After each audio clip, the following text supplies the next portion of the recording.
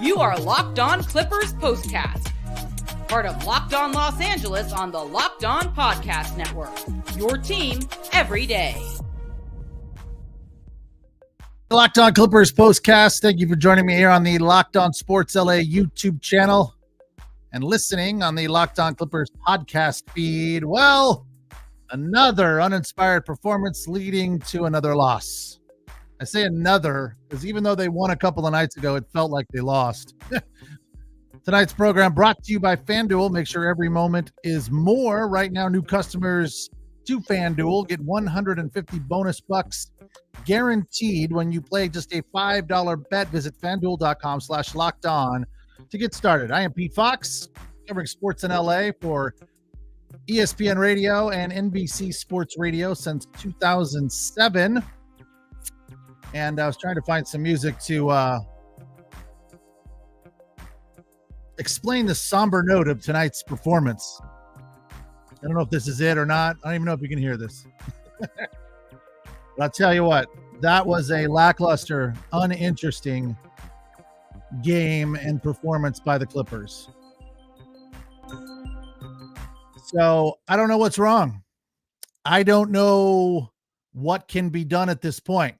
The final score to the Sacramento Kings, 123-107. The Clippers had won the two previous meetings this season against the Kings, so maybe the Kings were a little fired up and wanting to win this one big time. But I will say this, that the Sacramento Kings played well. The Clippers did not. Their defense is garbage in the first quarter, which I wasn't planning on even watching. I said, you know what? I'm not even going to watch the first quarter. Well, not closely. I'm just going to kind of keep an eye on it and then go from there. But I ended up watching, and it felt like, okay, same old song and dance. It was a little better. Some of the things were okay. They were playing D early, knocking balls away, clogging up those lanes that we talked about a couple nights ago. Zoo was scoring in the paint. I love that. So I thought, okay, we're up 3 at the end of 1, 28-25. Sacramento was on a 2-game winning streak. They beat Indiana, shooting 56% from the floor and 38% from beyond the arc. And then they beat the Chicago Bulls, shooting 50% and 38%. So they were riding a 2-game winning streak. But prior to that, they had lost 5 in a row. Sacramento Kings team is frustrating to their fans. One of my buddies is a big Sacramento Kings fan, so it's nothing really new that they frustrate their fans dramatically. But here's a team that beats the Denver Nuggets, but then loses to like Detroit and Charlotte and garbage teams like that. So I was thinking two different things. They can fill it up. We know that. De'Aaron Fox is a heck of a good player. As a Kentucky fan, I am aware of De'Aaron Fox, and every time I see him do what he did tonight, 33 points, 12 of 22 from the floor, I think the Lakers really, really screwed up by not taking him over Lonzo Ball. So he's welcomed and loved in Sacramento. Had a good night tonight. Did not hit any threes, but again, 33 points with a plus minus of 23, 7 assists and 6 boards. He is a heck of a good player and such a silky touch, right? So I knew that that was possible. And then you hear coming into this game that Domantas Sabonis is the triple-double leader in the league. He now has 20 triple-doubles. He had a decent night tonight, 17 points, 12 assists, and 15 boards. Who knew that Domantas Sabonis was a triple-double machine? So if you got a prize pick going, that might be somebody you want to look at. So I didn't think it was going to be a walkover. Clippers were 4.5-point favorites. I thought, at some point over this stretch that they're on right now, well, they're going to wake up, aren't they? They're going to start to play better like they were about 2 weeks ago on that 6-7 game Grammy road trip. Now, it comes up occasionally, but I'm starting to wonder, did that trip really affect them that much to where they can't, they've lost all of their momentum? Now, Paul George was out tonight. I thought, all right, that's fine. Norman Powell will start. It'll be good. Norman Powell has been lighting it up, and he did lead the way for the Clippers tonight with 21. So, all right, that's fine. But I really, honestly, down the stretch, when they tried to make a run, they tried to get back into it. It's like, God, I wish we had Paul George out there right now. I know some of our viewers are frustrated as hell with Paul George, and I'm with you because he's been off for a handful of games, but I think we could have used him tonight. I really do. I like Zoo scoring in the paint. I did not like Russell Westbrook up to his old tricks, penetrating, missing layups. He did have one highlight reverse under the basket layup, but that was really about it. 3 of 10, no threes. He keeps chucking up those threes from the corner. I swear, anytime they have any momentum, he kills it by shooting the ball. Another one of our viewers brought up a point which I thought was very interesting, and I kept an eye out for it tonight. Why are Harden and Westbrook on the floor at the same time? When Westbrook came in, Harden did sit down, but there were other times tonight where Harden was out there with Westbrook. Like, can't you put somebody else out there in place of one of them? That would make it a better matchup? Powell, man, I don't know. Somebody else. It doesn't work.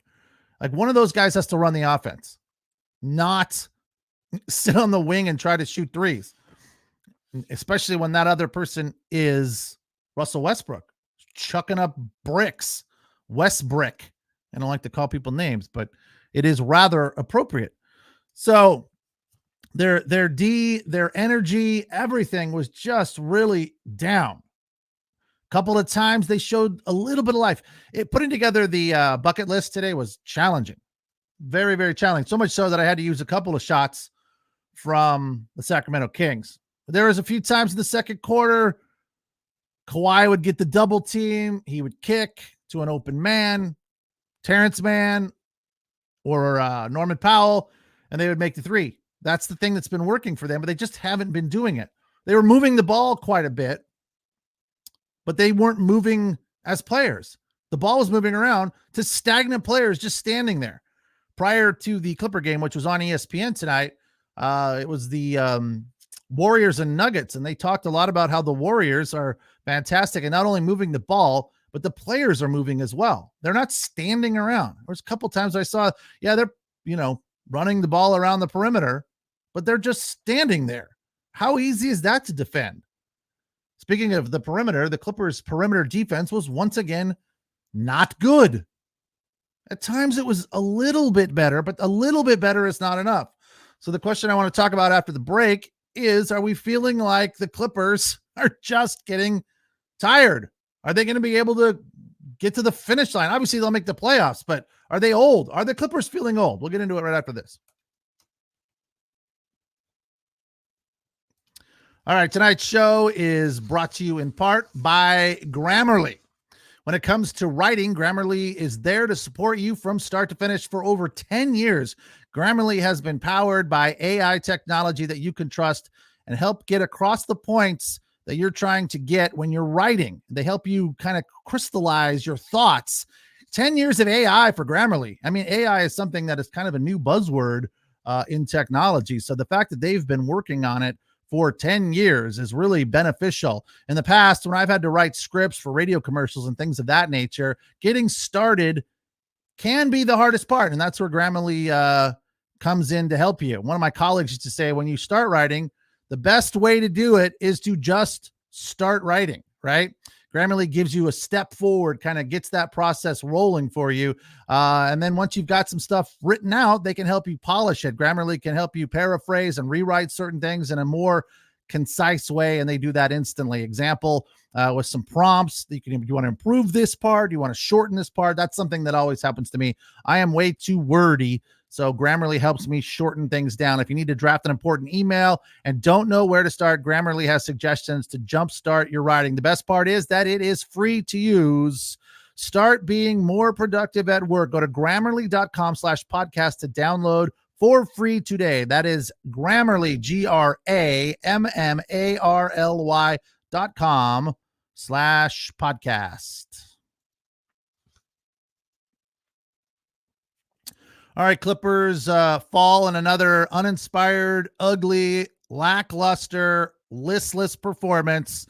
123-107 to the Clippers. To the Kings. It was in LA at crypto.com. And I said, I'm starting to wonder whether or not the Clippers are looking old.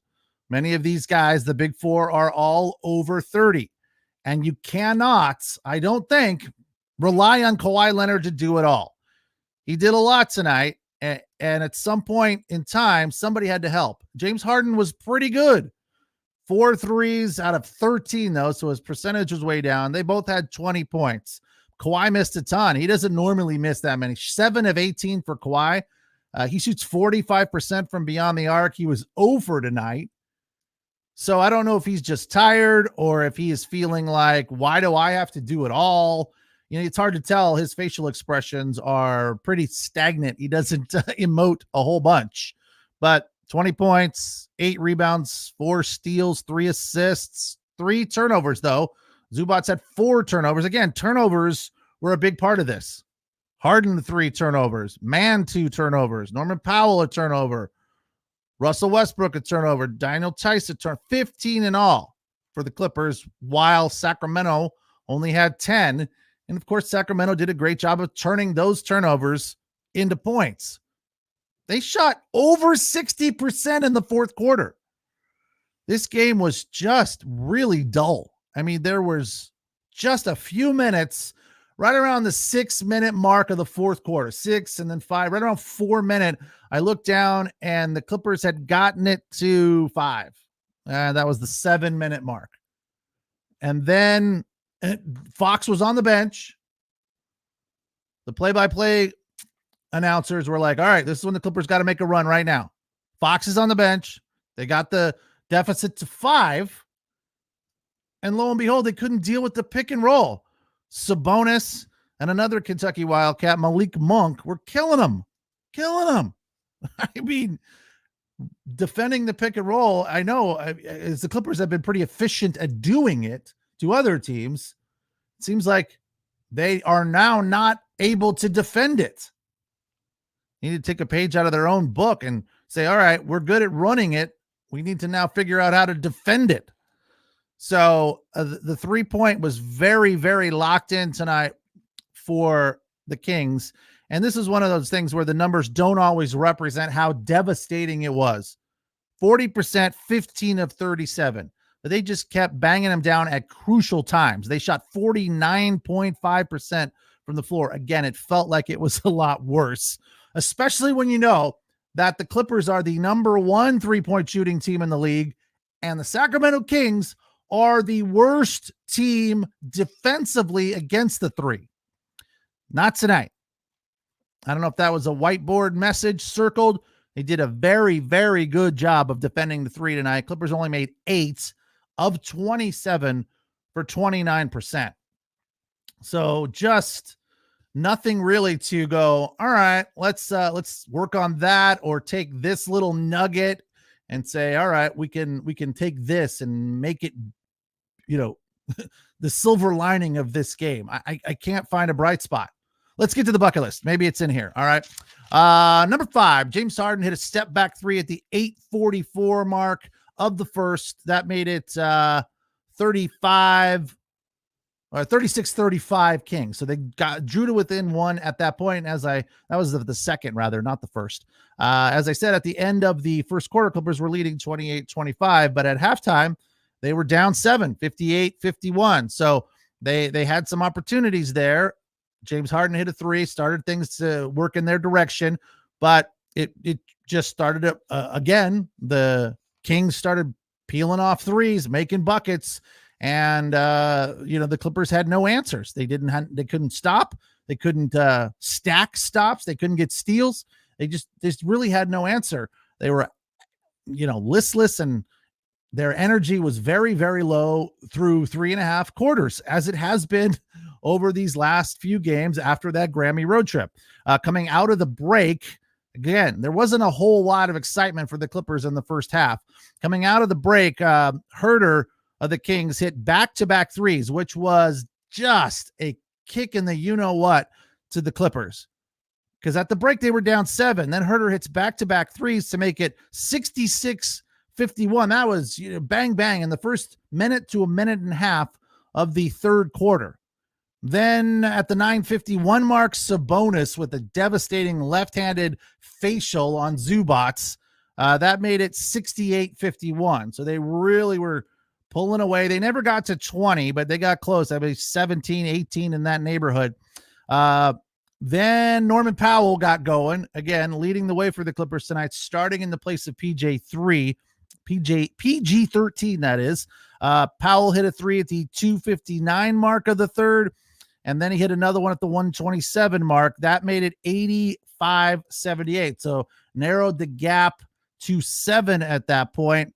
Then we sit and wait for a run.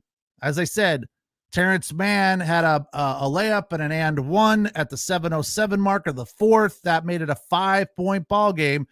De'Aaron Fox was on the bench. It was 101-96, and the Clippers needed to go on a run, but they just couldn't. They couldn't figure out how to stop the Kings and then turn it into points. I wrote down at one point that they were looking better in transition because there was one basket that they made in transition off of a steal. So I feel like that's another thing that they really, really need to improve on is their transition offense. It is part of their uninspiration in tonight's 123-107 loss to the Sacramento Kings. And here's the other thing about this loss that really, really hurts. Just a ton of fluidity and movement in the standings tonight. The Phoenix Suns jumped up like 3 or 4 spots after beating the Lakers, and the Clippers with this loss fall from 3rd down to 4th. The Denver Nuggets jump ahead of them. They're now a game and a half back of both the Oklahoma City Thunder and the Minnesota Timberwolves, who are tied atop the West with 40 wins. Denver, after beating the Warriors, are now a game and a half back with 39 wins versus 19 loss. Clippers are 2.5 back of the T-Wolves and the Thunder.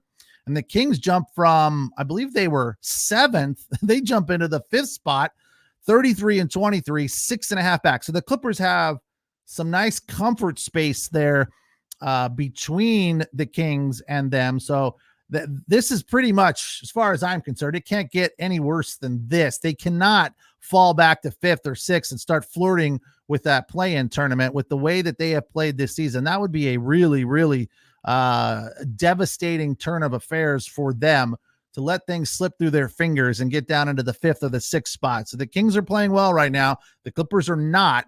I don't know what the answer is. Their defense has to be better. They have to clean up the turnovers. And most importantly, make more shots. As the great Doc Rivers said, this is a make-miss league, and you have to make shots. If you don't make shots, you're not going to win. And again, the percentage is not as bad as the actuality of how it fits into the rhythm and flow of the game. I mean, it's not like they're shooting 30%. Even Russell Westbrook, who I'm just on constantly, his numbers are not that terrible. As far as his percentage, he shoots 45%. Granted, because a lot of those are layups. His threes are like 30%. It seems like it should be 10, right? I mean, he makes 1 out of 3, 4, 1 out of 5. You know, it's just awful. I don't know how it's 30%. I really don't. Bob Myers, is it Bob Meyer or Bob Myers? The former GM of the Golden State Warriors was on the color commentary tonight, and he said, quote, Russ has just been great for this team. Happy to come off the bench, et cetera, blah, blah. And I have given Russ credit for being a team player and coming off the bench, but he's just got to stop shooting the ball from beyond the arc and figure out the right times to penetrate when it is needed. Not, hey, I'm going to play hero ball right now and penetrate when we're down 12 and we can't afford that. So it's just, there's just so many little things that need to be fine-tuned and polished and improved for this team, for them to get back to where they were on that Grammy road trip and before. We'll take a break, then we'll come back and get into other things the Clippers can do to get back on track, things they need to improve on. And we'll also talk about the superlatives. And we're going to do last night's superlatives as well. I put them in the notes because I just ran out of time and forgot to mention them. not last night's last game, which was a couple of nights ago, Friday night. So we'll do all of that and a little bit more right after the break. All right, tonight's show also brought to you in part by Stitch Fix. I'm a big fan of Stitch Fix, although I do like shopping. If you are a person who doesn't like shopping, Stitch Fix is for you. They have stylists that understand your style, your size, and most importantly, your budget.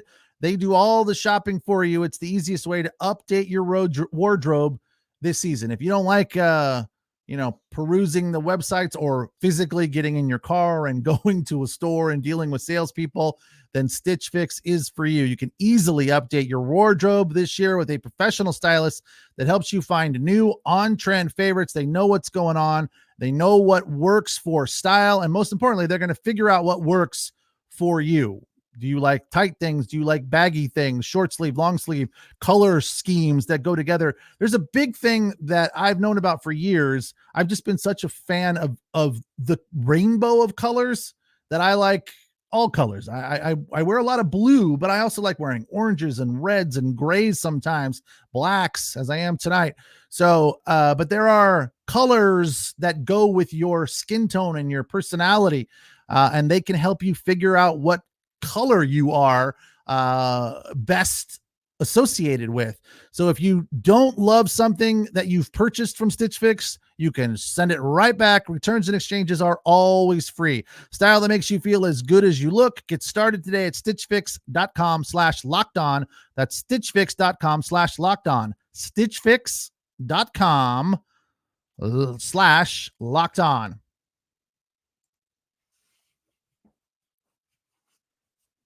All right, Clippers fall to the Sacramento Kings. They fall out of third place in the West. They are now in fourth place, a full game behind the Denver Nuggets. They're 37-19, and they're 2.5 back of the Minnesota Timberwolves after the 127-109. Was that the final? 123-107 loss to the Sacramento Kings. Their transition defense was bad. Their transition offense was bad. At least tonight, I will say this. They didn't go on a run and then turn right around and give up that run. The biggest thing they had, though, as far as a run went, was 7-0 run in the third. At the end of the third, they were down 9. They started to get a little bit of energy right at the end of the third, into the fourth. Better D, better energy. They did feel like they were fighting. So that was positive. It wasn't like they were phoning it in for the fourth quarter. Oh, where this one's, over and done, slipping through our fingers. So we're out. We're just going to phone it in. Harden was facilitating and scoring. Again, he finished with 20, which included 4 threes. As some of our viewers here have said, they feel like Harden needs to shoot more. And I'm okay with that because I agree. So if they need scoring and someone like Paul George is out, you can't put it all on Kawhi Leonard. Again, Norman Powell has been fantastic and does his job night in and night out, even after getting knocked in the head with an elbow. He comes out and performs, whether it's off the bench or as a starter. So there's 2 guys right there. You need 3. So Harden would be that third guy. And again, tonight he was fine, 20 points. But Kawhi didn't have a big night. And, Powell had 21, which is nice, very nice. But you got to have somebody like the Kings did with De'Aaron Fox, who put up 33. And you got to be able to slow down your opponent, penetrate, kick, find the open man, do that sort of basic stuff more consistently, ride that, find a way to make that work night in and night out. And they got to close out on the perimeter. Their perimeter defense is just garbage. These teams, they're shooting threes like crazy. I mean, it seems so easy to score against the Clippers at the perimeter. Again, if you missed it, the stat coming into this game, the Clippers are the best shooting 3 team in the league, or 3 shooting team in the league, and the Kings are the worst at defending the 3. I don't even know that makes any sense. Is that a real stat? How can that be the stat? Oh, it's so frustrating. I mean, I just looked at this game and I was like, there is not much that we can take away from this thing and feel positive about and feel like, yes, that was good. Really, I mean, what? Too many turnovers again. So cleaning up the turnovers, that's an offensive thing. Guarding the perimeter, that's a defensive thing. So they just have so much to work on. Really, they do. Laziness, slow D. Now, the slowness, I think, could potentially be just an age thing, and they're going to have to deal with that. So maybe the Clippers are just a team that, limps through the first half of the game, hanging around, hopefully tries to get some momentum in the third and then puts their foot on the gas in the fourth. Maybe that's who they have to be because they're just older, right? They can't keep up with the Thunder and the T-Wolves and these younger teams. Even the Kings are younger. You look at the Denver Nuggets and you go, well, they're not super young, right? But they're the champs and they've got the best player in the NBA by many accounts, and Nikola Jokic. So obviously you have to give them their due. You have to be afraid of them. So the Clippers just have to take a good, hard look in the mirror and say, we have to be better on defense. We have to be cleaner with turnovers, and we have to score more. Is that too much to ask? Got to play better defense. Got to hold on to the ball. That's unintentional right there. And let me start over. Got to play better defense. You got to hold on to the ball, and you have to score more. You got to be that team that leads the league shooting the threes. All right, here are tonight's superlatives, and I'll throw in last night's for those or the game from Friday night for those of you that missed it. Most likely to break something when this game was over in the locker room. That would be Russell Westbrook. Russell Westbrook had to be frustrated with this performance tonight. You could see it on his face early in the game. In the first quarter, he was frustrated. When it all was said and done, he was 3 of 10, 8 points in just 18 minutes, 0 for 2 from beyond the arc. So frustrating night for him. Most appreciated by his teammates, I would say, is Kawhi Leonard, because Kawhi was out there battling. 20 points, 4 steals, 3 assists, 8 rebounds. He was, again, doing everything that he could. 7 of 18, though, from the floor shooting. So that is well below what Kawhi did. He's usually around 50, 55%. So off night for him, but his teammates had to appreciate his effort. And the guy that got Steve Ballmer to jump out of his chair tonight was Daniel Tice, who scored 8 points in 14 minutes, 4 of 5, including a big dunk. So congratulations to Daniel Tice to get Steve Ballmer out of his seat doing a very white man arm pump sort of dance. As for last night's superlatives, which didn't make it onto the program, I had most likely to get dinner paid for would be Terrence Mann from a couple of nights ago, the Friday night win, which felt like a loss. Terrence Mann was huge for them and definitely deserved dinner to be paid for by his teammates in that win over the Grizz. 101-95 in Memphis. As for the most likely to say you're welcome at the end of the night, Kawhi Leonard, who had another big performance and really helped the Clippers dig that one out of the dirt. And lastly, most likely to say, I told you I could make a layup, would be Russell Westbrook, because he had a big night a couple of nights ago. But that's part of the problem with him. So inconsistent. You feel like he makes 1 or 2, whether it's a layup or a 3, and he's like, all right, I'm good. I'm dialed in again. I can run off all crazy, over energetically. Is that a word? Over energetically? Well, if it is, it definitely perfectly describes Russell Westbrook. He is overly energetic. He needs to dial it down. Always keep it about 85, 90%, and you'll be fine. And stop shooting threes. Okay. That's my edict for Russell Westbrook. Stop shooting threes. Hit that mid-range jumper from the wing. We're okay with that. That'll be easier. The closer you are, it's easier to score. Again, one more time, let's go through the list of things the Clippers have to do. All right. They have to play better D around the perimeter. They have to hold on to the ball, fewer turnovers, and they have to score more. Okay. Not too much to ask, is it? All right, cool. Off night, tomorrow being Monday and Tuesday, and then Wednesday against the Lakers. That's always a big one. That's always fun. So I will talk to you then. Thank you for joining me here on the Locked On Sports LA YouTube channel, and thank you for listening on the Locked On Clippers podcast feed. Have a good night. We'll talk on Wednesday.